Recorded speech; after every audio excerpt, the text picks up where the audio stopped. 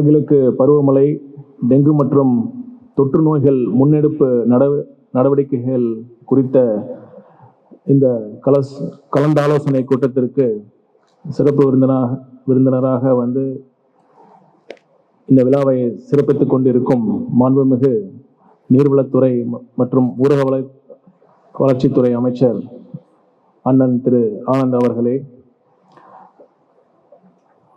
மருத்துவத்துறை செயலாளர் திரு தாரேஷ் அகமது அவர்களே, ஊரக வளர்ச்சித்துறை செயலாளர் அவர்களே மற்றும்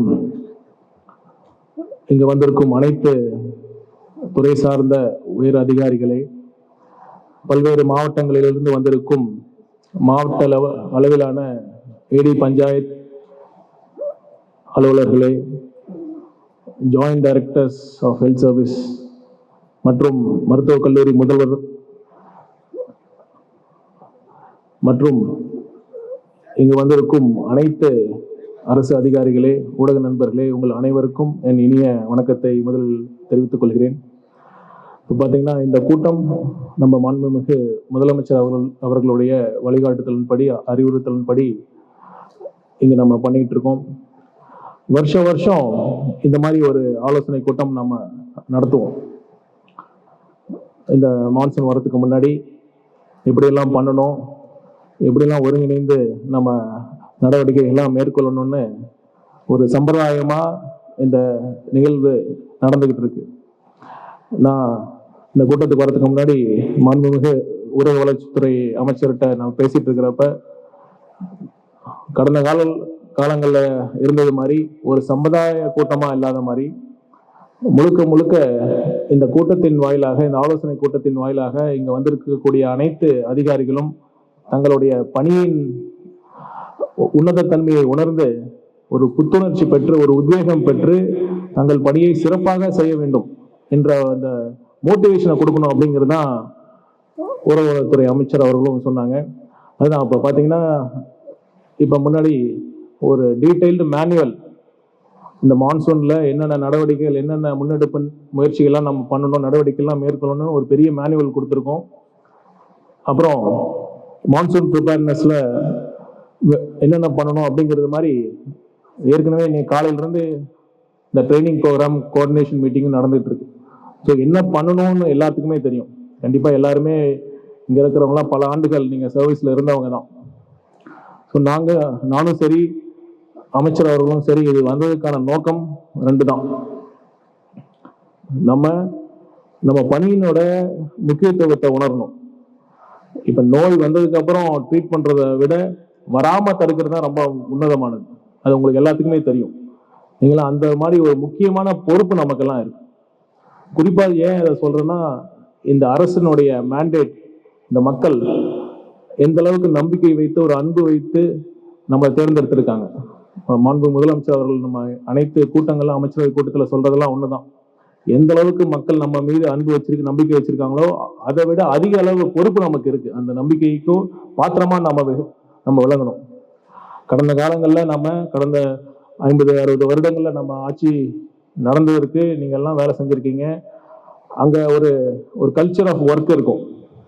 நம்ம பண்ணுவோம், நம்ம கடமைக்குன்னு பண்ணாம, இப்ப எப்படி மாண்புமிகு முதலமைச்சர் அவர்கள் நம்ம ஒட்டுமொத்த தமிழ்நாட்டையும் ஒரு அடுத்த கட்டத்துக்கு எடுத்துட்டு போனோம், ஒவ்வொரு தமிழ்நாட்டு மக்களும் நம் குடும்ப உறுப்பினர், அவர்களுக்கு நல்லது செய்யணும், அவங்க நோய் வராம தடுக்கணும் அப்படின்னு ஒரு குடும்ப உறுப்பினரா, ஒரு அண்ணனா, ஒரு தகப்பனா, ஒரு பிள்ளையா பாத்துக்கிறாரோ, அதே மாதிரி நம்மளும் உணரணும்.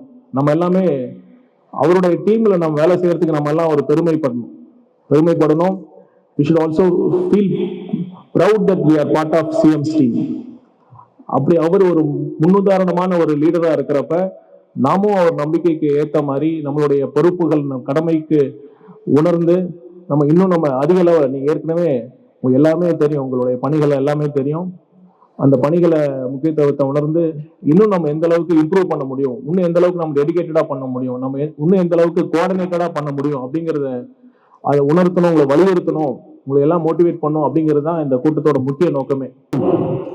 மரியாதைக்குரிய மாண்புமிகு அமைச்சர் அவர்களே மற்றும் அரசு அதிகாரிகள் மற்றும் இங்கே வருகை தந்திருக்கும் உங்கள் அனைவருக்கும் என்னுடைய முதற்கண் வணக்கத்தை தெரிவித்துக் கொள்கிறேன். மாண்புமிகு முதலமைச்சர் அவர்களின் அறிவுறுத்தலின்படி இந்த ஆய்வுக் கூட்டம் நடைபெற்றுக் கொண்டிருக்கிறது. ஆய்வுக் கூட்டம்னு சொல்லக்கூடாது, நீங்க எல்லாருமே பல வருடங்களாக மழை காலங்களில் நீங்க சேவை செய்திருக்கிறீர்கள். கொரோனாவே பார்த்தாச்சு, இந்த மழையை நம்ம பார்க்க முடியாதுன்றது கிடையாது. அந்த நோய் என்பது உண்மையாகவே நீங்க பார்த்தீங்க அப்படின்னா, நேற்று கூட ஒரு இடத்துல நான் போய் வாய்க்கால் இதெல்லாம் போய் பார்க்கும்போது அந்த வாய்க்காலை ஒட்டி மக்கள் வாழ்ந்து கொண்டிருக்கிறார்கள். எவ்வளவு ஆண்டா நீங்க இங்க இருக்கிறீங்க அப்படின்னு கேட்டா, 75-80 வருஷமா நாங்க இங்கதான் இருக்கிறோம் அப்படின்னாங்க. இந்த ஸ்டேஜ் சைஸ் தான் இருக்குது. இதுலயே 2 பேரோட வீடு வாழ்ந்துக்கும், அதுலயே டாய்லெட் வசதியோடலாம் வச்சுன்னு அவங்க வாழ்ந்து கொண்டிருக்கிறார்கள். அப்போ பாத்தீங்க அப்படின்னா மழை காலத்திலாம் அவங்களுக்கு ரொம்ப சிரமமா அந்த இடமெல்லாம் இருக்கும். அப்படி ஒரு காலம் இவ்வளவு காலம் இருந்து விட்டது. இனி வரும் காலங்கள் தமிழக முதலமைச்சர் அவர் வந்த பிறகு இது எல்லாம் சரி செய்யப்படும் என்ற நம்பிக்கை எங்களுக்கு இருக்கிறது. அதுக்கு உங்களுடைய முழு ஒத்துழைப்பு எங்களுக்கு தேவை. ஏன் இதெல்லாம் நாங்க சொல்றோம் அப்படின்னா, உங்களுடைய ஒத்துழைப்பு இல்லாம சில விஷயங்களை நாங்கள் செய்ய முடியாது. நாங்க எல்லாரும் பேசுவோம், அமைச்சர்ன்ற முறையில நாங்க எல்லாமே சொல்லுவோம். ஆனா ஃபீல்டுல நாங்க இந்த தொகுதிக்கு போவோம், மற்ற இடத்துக்கெல்லாம் நாங்க போவோம். இருந்தாலும் உங்களுக்கு தான் அந்த டிஸ்ட்ரிக்ட்ல அந்த பகுதியில எந்த இடத்துல ஸ்லம் இருக்குது, எந்த இடத்துல நோய் அதிகமா வரும்ன்றது உங்களுக்கு நல்லாவே தெரியும். ஏன்னா சின்ன சின்ன டாய்லெட் இல்லாத இடத்துல, வசதி இல்லாத இடத்தெல்லாம் எங்களுக்கு எதுன்றது தெரியும். நாங்க போய் பார்த்தா தான் தெரியும்.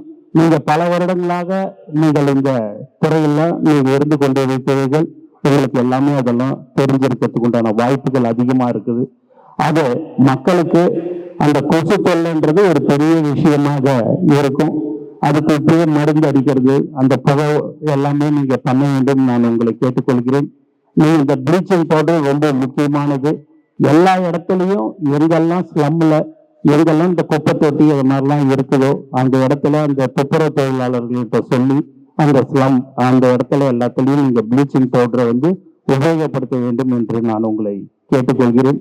மேலும் அமைச்சர் சொன்னது போல துறை என்பது வேறு என்பது கிடையாது.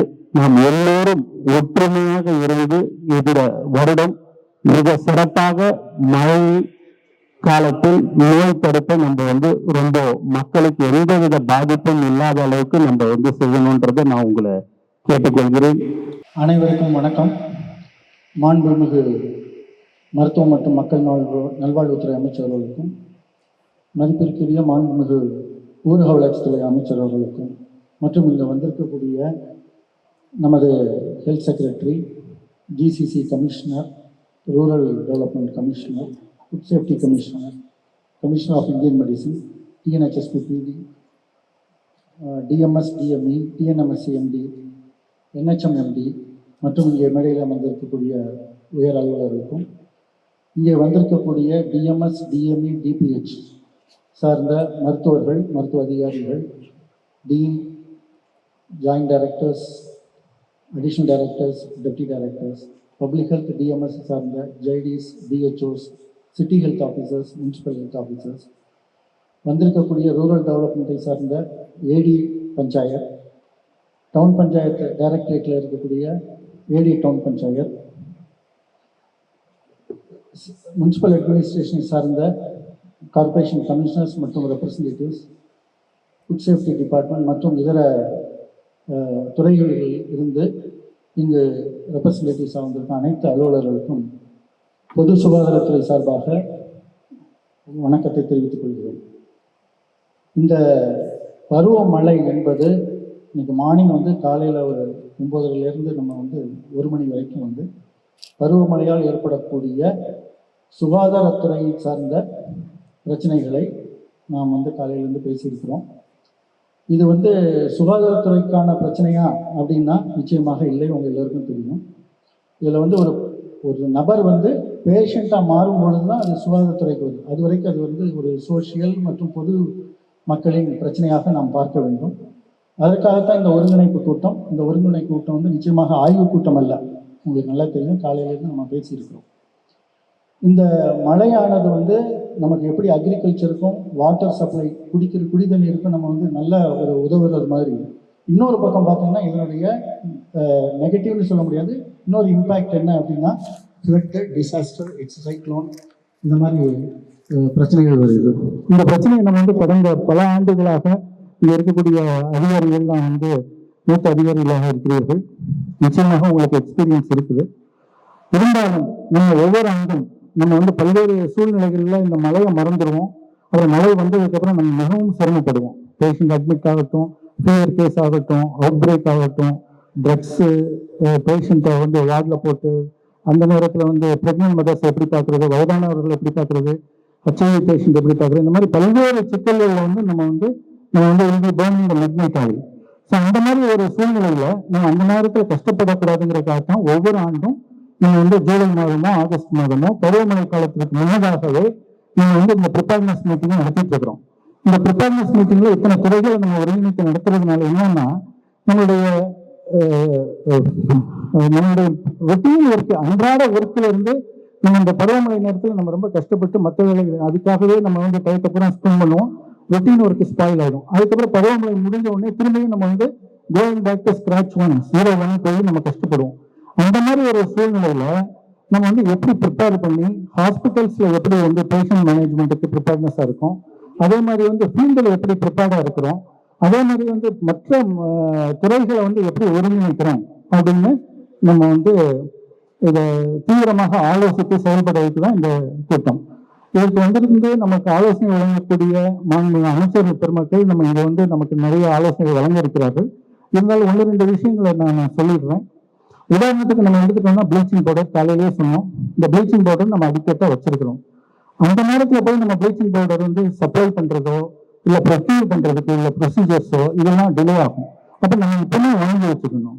ப்ளீச்சிங் பவுடர்னா அதுக்கு வந்து ஒரு கால்குலேஷன் இருக்கு. உங்களுக்கு எல்லாம் தெரியும், 1000 லிட்டருக்கு 4 கிராம் போடணும் அப்படின்னா நமக்கு ஒரு டேங்கோட கெப்பாசிட்டி எவ்வளவு, 30,000 டேங்க் எவ்வளவு, 1,00,000 லிட்டர் டேங்க் எவ்வளவு, அது எத்தனை இருக்கு, ஒவ்வொரு பஞ்சாயத்துல எவ்வளவு இருக்கு, முனிசிபாலிட்டியில எவ்வளவு இருக்கு, டவுன் பஞ்சாயத்துல இருக்குன்னு கால்குலேட் பண்ணி அத்தனை லிட்டர் கொள்ளளவு எத்தனை நாளைக்கு ஒரு தடவை நம்ம வந்து சப்ளை பண்ணுவோம், டிஸ்ட்ரிபியூஷன் பண்ணுவோம், அதுக்கு எத்தனை தடவை வந்து நம்ம வந்து ப்ளீச்சிங் பவுடர் போடணும், அதுக்கு தேவையான கிலோஸ் எத்தனை கிலோஸ் வேணும் அப்படின்னு நம்ம 1,00,000க்கு 1/2 கிலோ வேணுங்கிறது ஒரு கால்குலேஷன். நம்ம வந்து மற்ற நேரத்தில் கண்டுக்காம இருக்கிறதுனால மழை காலத்துல நம்ம ரொம்ப கஷ்டப்படுவோம். இது ப்ளீச்சிங் பவுடர் விஷயம். இன்னொன்று வந்து சாலிட் வேஸ்ட் மேனேஜ்மெண்ட். மற்ற நாள்ல அவங்க குப்பையெல்லாம் போடுறாங்க கொள்றாங்க, நம்மளால கிளீன் பண்ணலாம் அப்படின்னா கூட இந்த மாதிரி நேரங்களில் வந்து மக்களுடைய பார்ட்டிசிபேஷன் எடுத்து, கம்யூனிட்டி அவேர்னஸ், கம்யூனிட்டி பார்ட்டிசிபேஷன் எடுத்து அந்த சாலிட் வேஸ்ட் மேனேஜ்மெண்ட்டை நம்ம இம்ப்ரூவ் பார்த்தோம்னா ஈக்கள், கொசுக்கள் போன்ற வெக்டார்ஸ் வந்து நமக்கு வந்து அது வந்து ப்ரீட் ஆகாது. மூணாவது வந்து கண்டினியூஸ் வாட்டர் சப்ளை. இந்த கண்டினியூஸ் வாட்டர் சப்ளை பண்ணும்போது உங்களுக்கு வந்து வாட்டர் சேகரிக்கிறோம், யூஸ் பண்றோம், யூஸ் பண்றோம், இந்த பிரச்சனை வரவில்லை. ஆனா 15 நாள் 20 நாளைக்கு தண்ணி வரும். இல்லைன்னா மக்களை வந்து கொஞ்சம் ரொம்ப ஆன்சியஸா வந்து தண்ணியை ஸ்டோர் பண்ணி பக்கெட்டு, ட்ரம்மு, பித்தளை பாத்திரம், சின்ன சின்ன டம்ளர்ல தான் பிடிச்சி வச்சிருப்பாங்க கூடத்துல எல்லாம். இந்த மாதிரி நேரத்தில் என்ன ஆகுது அப்படின்னா வந்து இந்த மஸ்கிட்டோ வந்து பிரீட் ஆக ஆரம்பிச்சிடும். ஒரு மஸ்கிட்டோனுடைய லைஃப் வந்து பார்த்தீங்கன்னா ஒரு 4 weeks to 5 weeks தான் இருக்கும். ஆனால் இந்த மஸ்கிட்டோஸ் வந்து எக் லே பண்ணும்போது இந்த ஸ்டோர்டு வாட்டர், அன்யூஸ்டு வாட்டர்ல மஸ்கிட்டோஸ் பிரீட் ஆகுது. இது வந்து ஈடிஸ் மஸ்கிட்டோ டெங்கு உண்டாக்கக்கூடியது. அதே மாதிரி சாக்கடைகளை கிளீன் பண்ண வேண்டியதுனால அது வந்து ஃபைலேரியா மற்ற டிசீஸ் உண்டாக்கக்கூடியது, ஜப்பானீஸ் என்கெஃபலைட்டிஸ் இது போன்றது. அதே மாதிரி மொட்டை மாடியில தண்ணி, டேங்க்ல உள்ள தண்ணியில பார்த்தீங்கன்னா மலேரியா காய்ச்சல் உண்டாக்குது. ஒவ்வொரு கொசுவும் ஒவ்வொரு விதமான வியாதிகளை உண்டாக்குகிறது. ஸோ நம்ம வந்து இன்டகிரேட்டட் வெக்டார் கண்ட்ரோல்னு ஒன்று இருக்கு. அதுக்கு வந்து எல்லாரும் ஒன்றா முயல வேண்டும். அதாவது இன்டகிரேட்டட் வெக்டார் என்னன்னா solid waste management, water circulation, water distribution, அதுக்கடுத்தது வந்து மஸ்கிட்டோ நெட்ஸு, பர்சனல் ப்ரொடெக்ஷன் அப்படின்னு நிறைய இருக்குது. இந்த மாதிரி ஒரு இன்டகிரேஷன். இன்னொன்று வந்து எல்லா டிபார்ட்மெண்ட்டும் இன்டகிரேட் பண்ண வேண்டியது. இதே போன்று வந்து டிஎம்எஸ் டிஎம்இ சைட்ல நமக்கு நிறைய தடவை பார்த்துருக்கிறோம். நிறைய ஃபீவர் கேஸ் வந்துன்னா ஃபீவர் வார்டை மேனேஜ் பண்ணுறதே கஷ்டம். அதே மாதிரி வந்து நம்ம வந்து அந்த மார்டாலிட்டியை குறைக்கிறது வந்து ஒரு 4 பேஷண்ட் இருந்தாங்கன்னா ஈஸியாக மார்டாலிட்டி இல்லாமல் நம்ம பார்த்துக்கலாம். அதே சமயம் 4 பேஷண்ட் வர வேண்டிய இடத்துல 400 பேஷண்ட் வரும் பொழுது நம்மள இருக்கக்கூடிய ஹியூமன் ரிசோர்சஸ் வந்து அதே பேஷண்ட்டை அதே கேரோட பார்க்க முடியுமா அப்படின்னா நிச்சயமா முடியாது. அப்ப என்ன பண்ணோம், ஒண்ணு வந்து நம்ம வந்து ஃபீவரை ட்ரையாஜ் பண்ணி அந்த ஃபீவர் வந்து யாரு சிக்கா இருக்காங்க, நம்ம வந்து ஒவ்வொரு நாளும் ஒவ்வொரு நியூஸா நம்ம பார்த்துட்டு இருக்கிறோம். ஒவ்வொரு இன்ஃபர்மேஷன் அப்டேட்டட் இன்ஃபர்மேஷன் கிடைக்குது. இதெல்லாம் அப்டேட் பண்ணி நம்ம வந்து ட்ரீட்மெண்ட் மேனேஜ் பண்றது, அதுக்கப்புறம் பேஷண்ட் மேனேஜ் பண்றது, ஃபீவர் வார்டு கிரியேட் பண்றது, ஃபீவர் வார்டு வந்து மஸ்கிட்டோ ப்ரூஃபா நம்ம வச்சுக்க வேண்டியது, அதுக்கப்புறம் வந்து ஹைட்ரேஷன் டீமுக்கு வந்து கரெக்டான ஹைட்ரேஷன் டீம் பண்றது, ஓஆர்எஸ் கொடுக்கறது, எல்லாமே நம்ம வந்து ப்ரிப்பேர்டா இருக்கணும். இது எல்லாத்துக்குமே நம்ம சொல்லிட்டோம். அதுக்கு அடுத்தது வந்து டிடிசி என்கேஜ்மெண்ட், ஒரு டொமஸ்டிக் ப்ரீடிங் செக்கர் அப்படின்னு நம்ம பேர் வச்சிருக்கோம். அவங்க யாருன்னா கொசு ஒழிப்பு பணியாளர்கள். இந்த கொசு ஒழிப்பு பணியாளர்கள் வந்து நம்ம சாலிட் வேஸ்ட் பண்ண முடியாது, சோர்ஸ் ரிடக்ஷன் பண்ண முடியாது, ஃபாகிங்க்கு வந்து அடல்ட் மஸ்கிட்டோ வந்து ஃபாகிங் பண்ணி கிளியர் பண்ண முடியாது. ஸோ இதெல்லாம் வந்து காலையில் வந்து உங்களுக்கு நம்பர்ஸ் போட்டு கால்குலேஷன் போட்டு ஒரு ரஃப் ஐடியா கொடுத்தாச்சு. Will be circulating guidelines also, detailed guidelines கொடுத்தோம். இன்ஃபேக்ட் என்னன்னா இந்த தடவை வந்து டவுன் பஞ்சாயத்துல நம்ம ஏடி டவுன் பஞ்சாயத்து ஆஃபீஸர்ஸ்க்கு என்ன சர்க்குலர் கொடுக்கணுங்கிறத கூட நம்ம டிராஃப்ட் பண்ணி, ஸோ எல்லாத்தையுமே நீங்க வந்து மெட்டிகுலஸா ஃபாலோ பண்ணீங்கன்னா ஃபீல்டுல இருந்து பேஷண்ட்ஸ் வந்து உருவாக மாட்டாங்க. அதே மாதிரி பிஹெச்சில நம்ம என்ன பண்ணிட்டு இருக்கோம் அப்படின்னா, டெய்லி வந்து ஓபியில வந்து எவ்வளவு பேஷண்ட் வர்றாங்க, அது எவ்வளவு ஃபீவர் வருது, வில்லேஜ் வைஸ் இந்த ரோஸ்ல வந்து வில்லேஜ் போட்டு ரைட் சைட்ல காலம்ஸ் 1 to 30 கிளஸ்டர் ஐடென்டிபிகேஷனுக்காக சில டூல்ஸ் வச்சிருக்கோம். நார்மல் டூல் தான், ரொம்ப சிம்பிள். அது ஒரு டேஷ்போர்டு மாதிரி நமக்கு இன்ஃபர்மேஷன் கிடைக்கும். அதே மாதிரி ஹாஸ்பிட்டல் சர்வேலன்ஸ், ஹெல்த் இன்ஸ்பெக்டர்ஸ் வந்து பிரைவேட் ஹாஸ்பிட்டல்ல கவர்மெண்ட் ஹாஸ்பிட்டல்ஸ் போய் சர்வேலன்ஸ் பண்றாங்க. ஸோ இவ்வளோத்தையும் ஒருங்கிணைக்கணும். இது மழைக்காலத்துல ஒருங்கிணைக்க முடியாது, மழைக்காலத்துக்கு முன்னரே ஒருங்கிணைக்கணும். ஸோ அவ்வளோ வேலைகள் இருக்கு. இது நான் சொன்னது வந்து ஒரு 10% தான் நான் சொல்லியிருக்கிறேன். காலம் கருதி நம்ம காலையில பேசின எல்லா விஷயங்களையும் நம்ம எல்லாரும் மனசை வச்சுக்கிட்டு அதை வந்து இம்ப்ளிமெண்ட் பண்றதுக்கு ரெடி ஆகணும். ஒரு பப்ளிக்காகத்தான் நம்ம சர்வ் பண்றோம். இதுல டிபார்ட்மெண்ட் பார்க்க வேண்டாம். ஏன்னா ஹெல்த் டிபார்ட்மெண்ட்லயே ஒரு 13 செக்டர் இருக்கு. அதே மாதிரி டவுன் பஞ்சாயத்து, முனிசிபாலிட்டி எல்லாத்துலயுமே வந்து டிஃப்ரெண்ட் ஏரியாஸ் இருக்கும். பட் நம்ம அப்படி பார்க்காம எல்லோரும் ஒருங்கிணைந்து நம்மளுடைய அமைச்சர்களும் நம்மளுடைய அதிகாரிகளும் உயரதிகாரிகளும் என்ன ஆலோசனைகள் என்ன சொல்றாங்களோ அதை கேட்டு நம்மளுடைய ஒருங்கிணைப்பை சக்சஸா கொண்டு வந்து இந்த வருஷம் வந்து 2025 எல்னினோ எஃபெக்ட் வரும்னு சொன்னாங்க. வரல. 26 அன்லெஸ் அதர்வைஸ் டிசம்பர் கிராஸ் பண்ணாதான் will say that El Nino had no impact in 2026 சொல்ல முடியும். அதனால we will assume that it is going to make a bigger impact. We will make ourselves prepared for this activity. So இதெல்லாம் வந்து வேற ஏதாவது நமக்கு வந்து 24 hours கால் சென்டர் இருக்கு டிடிஹெச் ஆஃபீஸில். என்னென்ன ஊர்ல மழை பெய்யுது எல்லாமே மெட்டீரியாலஜிக்கல் டிபார்ட்மெண்ட் கூட சேர்ந்து எல்லாமே வந்து நம்ம டேட்டா அனலைஸ் பண்ணி ப்ரெடிக்ஷன் மாடல் பண்ணிட்டு இருக்கோம். அது மாதிரி மஸ்கிட்டோ பூல், இப்போ வந்து எந்த ஊர்ல டெங்கு வருங்கிறதையும் நம்ம வந்து ஒரு மஸ்கிட்டோ பூல் அனாலிசிஸ் பண்ணி அந்த பர்டிகுலர் ஏரியால பூல் சாம்பிள்ல நம்ம வந்து டெங்கு இருக்குன்னா அந்த ஊர்ல ஹவுஸ் இண்டெக்ஸை போய் பார்த்து அந்த ஊர்ல ஃபீவர் கேஸ் பார்த்து ஒரு ட்ரையாங்குலேட் பண்ணி நம்ம வந்து ப்ரெடிக்ட் பண்ணி ப்ரிவென்ட் பண்ணிட்டு இருக்கிறோம். இது வந்து சக்சஸ்ஃபுல்லா ஒரு 3-4 வருஷமா ஓடிட்டு இருக்கு. ஆஃப்டர் கொரோனா 3 வருஷம் கொரோனால நம்ம கஷ்டப்பட்டோம். அதே மாதிரி எந்த ஒரு விதமான கஷ்டமும் நம்ம கஷ்டப்படணுங்கிறது இல்லை, நம்ம வந்து தேவையில்லாம கஷ்டப்படக்கூடாது. அங்கேயும் ஒர்க்கோட நம்மளே வரவழைச்சிக்க கூடாதுங்கிற எண்ணத்துல தான் இந்த ஒருங்கிணைப்பு கூட்டம் நடைபெற்றுக் கொண்டிருக்கிறது. இதற்கு வந்திருக்கக்கூடிய அனைவருக்கும் நன்றி கூறி, வாய்ப்பு தந்த அனைவருக்கும் நன்றி கூறி விடைபெறுகிறேன். நன்றி.